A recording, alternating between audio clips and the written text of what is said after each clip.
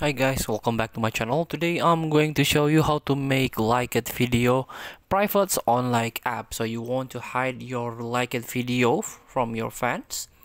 So all you have to do is open or tap on settings on your profile. You can tap three dot at the top of your screen and tap settings feature. And you can tap on privacy, and then you can turn off online status. Private account you can turn on.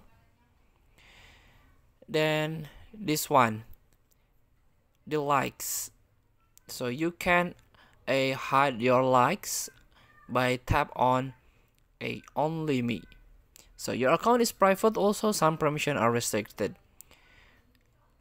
So feel free to try. Thank you for watching. Don't forget to comment, like, and subscribe, and also click the button below. See you in the next video.